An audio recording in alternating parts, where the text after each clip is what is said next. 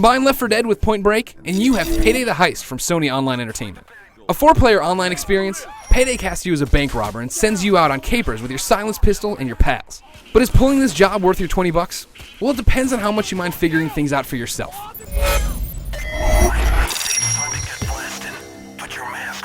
Let's get it on! Explaining itself is PayDay's biggest problem. Playing builds your reputation. This is the game's leveling mechanic. As you level up, you earn bonuses like weapons and more armor. You build your character. Trouble is, this is never explained. I had to contact PayDay PR to figure out how to apply my experience points the way I wanted. There are different upgrade trees and you have to manually select which one you want to work on, but there's no instructions about this. In-game objectives can also be confusing.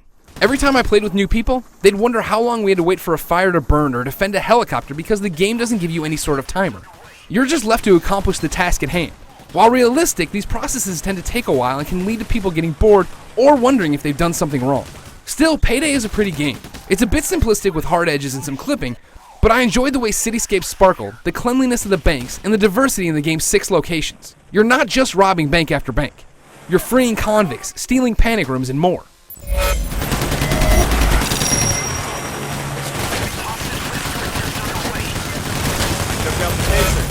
If explaining itself is where PayDay flounders, gameplay is where it soars. Simply put, this game is a ton of fun to play. You start in a robbery situation, work to get your loot, and then you have to get the hell out of there. There are objectives to complete along the way, hostages to take, and different types of enemies to fight. All of this is great. The gunplay feels a bit stiff compared to polished shooters, but there's just something about handcuffing hostages and drilling through walls with your friends that makes you overlook it. Single player is good for getting to know the maps, but dumb AI partners don't impress. Multiplayer is where it's at.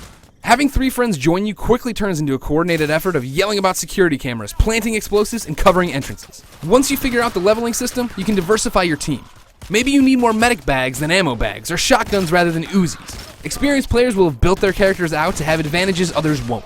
From the lobby, you can build a real crew with real roles. There are 145 levels to achieve in this game and multiple difficulties to work through, so you got plenty to go after. Make sure they're not hitting us from behind. Hey, don't kill any civilians.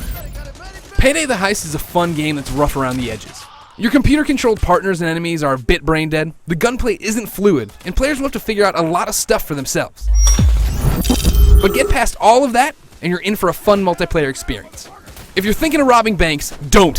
If you're looking for more on PayDay the Heist, head over to IGN.com.